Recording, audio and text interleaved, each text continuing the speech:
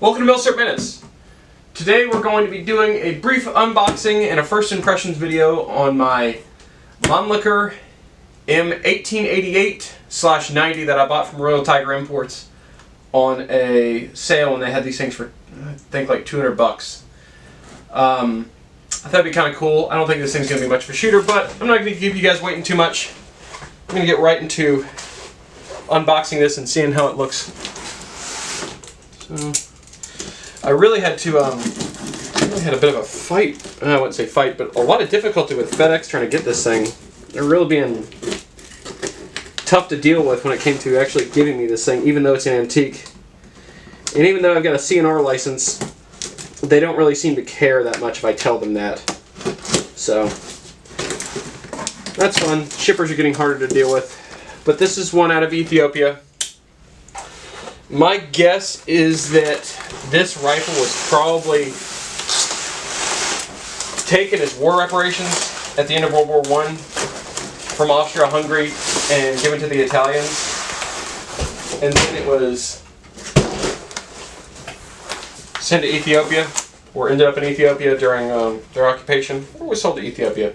I don't really know. I don't know a ton of the history on this rifle other than it predates the M95.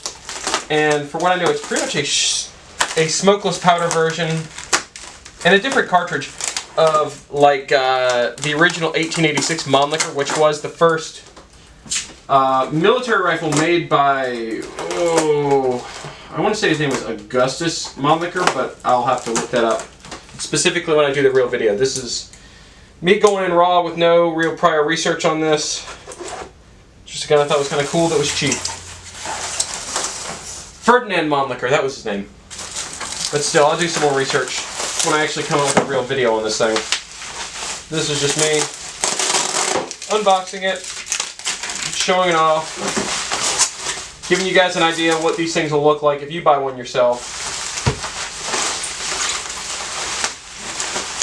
It's actually not looking too bad from here.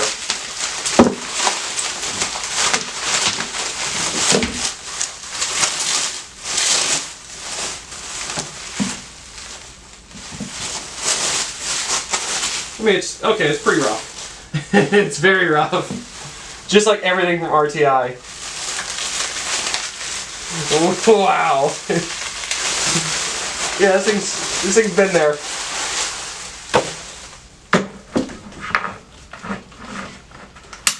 Oh, that's sticky. So as I was saying, this thing was an evolution of the model. Here. Oh, who gives a shit about that?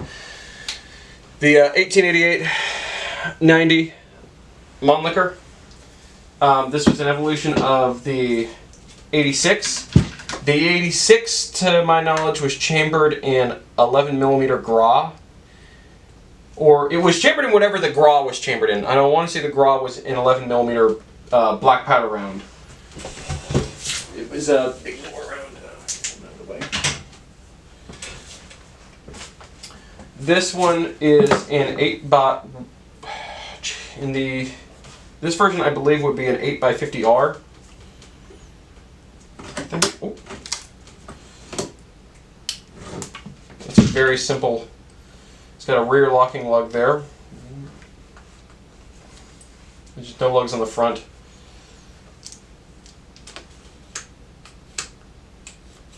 So very different than a M95, and I can stop the recording here in a little bit and I can bring an M95 bolt out so you can see how it's entirely different. The only thing these things have in common is the fact that both this and my M95 were both made at Steyr and that they are straight pulls. Let's see. We got some kind of like a... Oh my gosh, that's plastic. This thing was used recently enough to where they could have been tying like a plastic string around it. Got an offset bayonet lug, a stacking rod there. Let's take a look at that bore, and I'll get it up close for you in a little bit.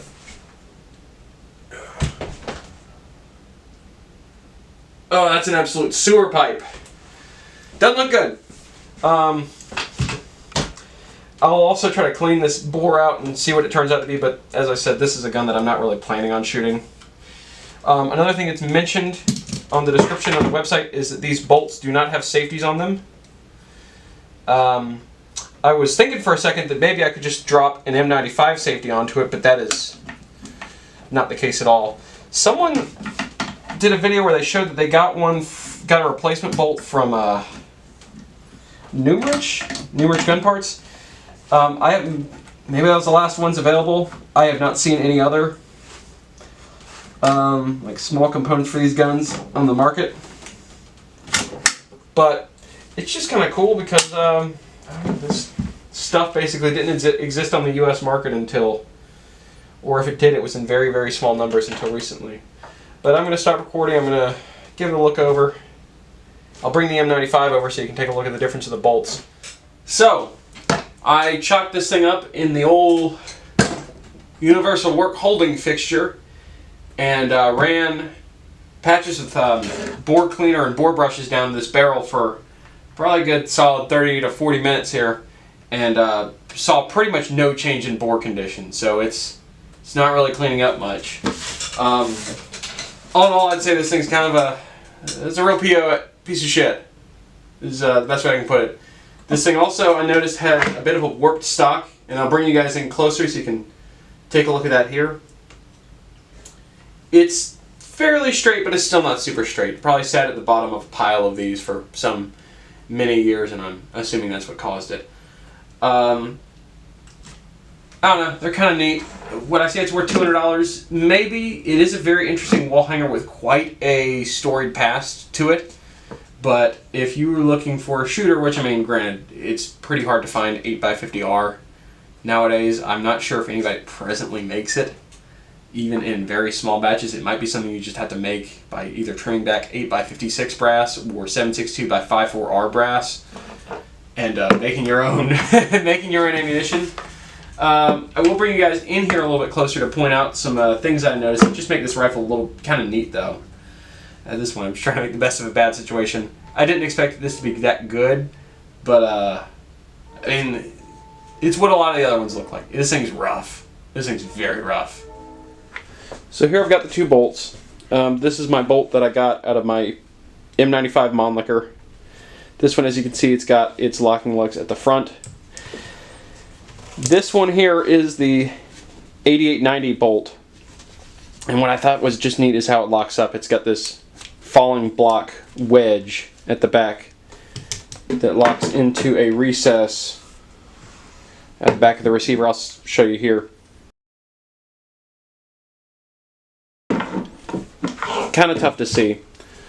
What I think is kind of cool about this is you do see an interesting piece of history of rifle progression during this time period, which was you were moving out of black powder metallic cartridge rifles like the 86 Mannlicher, like the Verndl, like the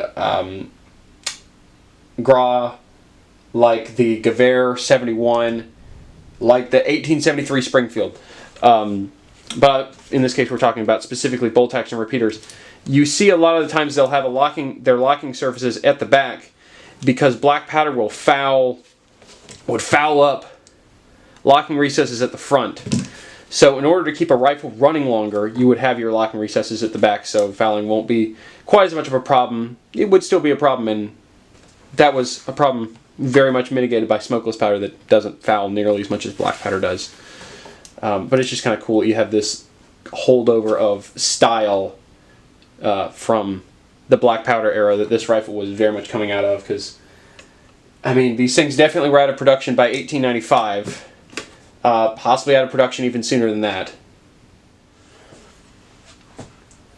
Before we go, though, I figured since I got the M95 out of the safe, I figured I'd show them side by side so you could see how it started and how it ended up.